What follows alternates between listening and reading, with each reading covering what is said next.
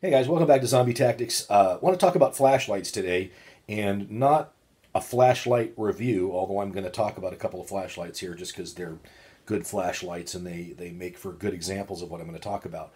But just as sometimes people will get confused about what is the difference between a firearm that's really well suited for hunting, say something like a bolt-action rifle, versus something that's more suited for home or self-defense, like a shotgun or a handgun or something like that, or even types within those. There are shotguns better suited for hunting than for self-defense. Okay, people will get confused about flashlights, and this might seem like a silly thing that I'm talking about, but I've had some conversations with people both in person and online, quite a few lately. So I figured, why not? This is something to make a video about.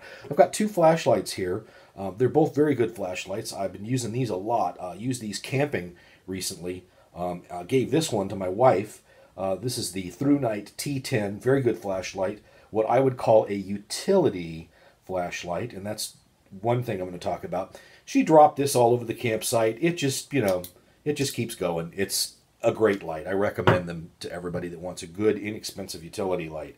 And then also I've got something in Thrunite's line that is more of what you would call a, I hate the term tactical, it gets overused, but I would call this a self-defense flashlight. And, same thing. I use this one all the time. This is with me most of the time. This gets dropped in parking garages, on cement, gets stepped on in gravel at, self-defense classes and all that kind of stuff. And again, it just keeps on going. But what am I talking about? Well, I've got two different flashlights here, and, these are both pretty decent, high-quality flashlights.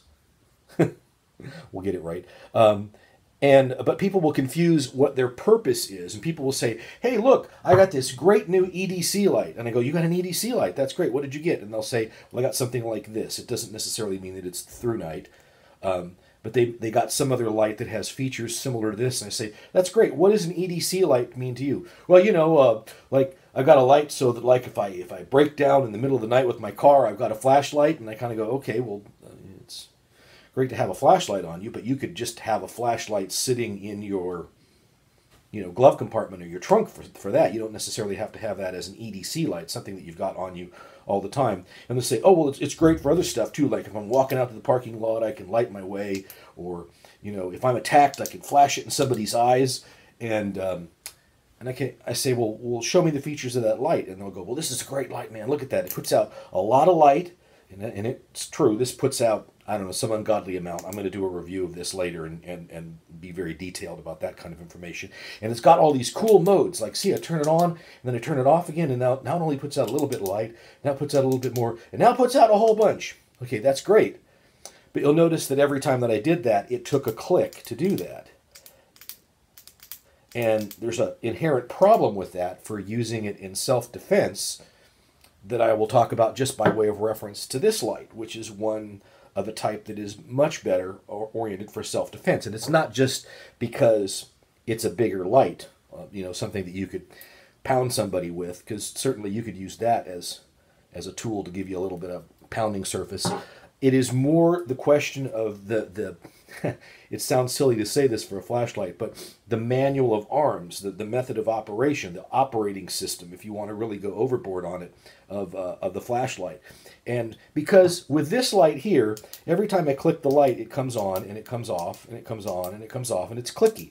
But every time I click the light in rapid succession, it changes modes. So I don't necessarily know if I'm in a situation where I want to flash this in somebody's eyes real quickly, whether I'm going to come up with that mode, or whether I'm going to come up with that mode, or whether I'm going to come up with, this is the low powered, that's the low, like, wow, that's really not going to get somebody's attention much. That's more like find your keys in the middle of the night in a hotel where you don't want to wake up your wife or something, than it is flashing somebody in the eyes with it.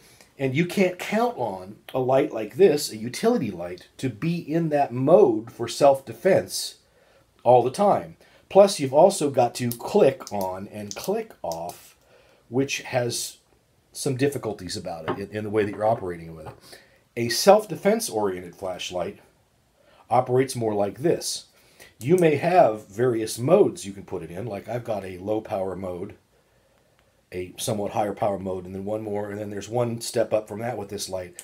But the actual switch that turns it on and off has a couple of features going for it, and I think these are really important for something that you want to consider good for self-defense. One of them is that the tail cap or button or whatever it is that turns it on, that you can push it in and it's got a momentary on-off feature. So that if you are operating a firearm, you can, quickly turn that on and off, scanning an area, or you could very quickly flashlight right in somebody's eyes and get their attention. Or you could, if you wanted to, click it on and click it off. But that clicking it on and off doesn't switch modes. This will come on in the same mode every time, regardless of whether I'm using the momentary contact feature or whether I'm going ahead and, turning the whole thing on. So for a self-defense flashlight, that is a key feature. Now, another way that you might differentiate these is that a self-defense flashlight must put out enough light. It has to put out enough lumens, if you want to go for that count, that it will, kind of disorient somebody or get their attention. So I would recommend to you that if you're thinking about something for that you get something at least in the 60 lumen or above range. Now, this is a lot more than that. I think this goes up several hundred, maybe even over 1,000 at the highest setting. Again, I'll do a review on this one later and tell you all the details about it. Something like this would certainly put out the amount of power at the highest setting. That's well over 100 lumens, and that would do the job so far as flashing it in somebody's eyes. It's just that the way you got to get there, it's like, oh, I'm not there now. I got to fiddle with it. So for a task light or a utility light, it doesn't really matter in that sense what exact number of lumens it puts out, as long as it's enough to get the job done. You'll see a number of flashlights out there that are like, well, they're 20 lumens or they're 30 lumens, and sometimes people will say, well, that doesn't put out a lot of light. That's not a very good flashlight. I kind of don't agree with that. It depends upon what you want to do with that light. If you want a light that lasts an awful long time on a single AA battery, 20, 30 lumens is plenty fine. But you really want 60 or above for a self-defense or tactical type of flashlight. So I realize I'm getting a little geeky, a little tweaky about this, but I wanted to show you just a little theory, a little philosophy about the difference between a utility or a task light and a light that is more for tactical or self-defense uses. And consider that when you're making these choices. This is maybe a much better light to have as a kind of like a general purpose light, but for a self-defense light, something like the Thrunite T12 or something with similar features would be a much better choice. That's Zombie Tactics today. We'll see you again next time. Thanks for watching. Bye-bye.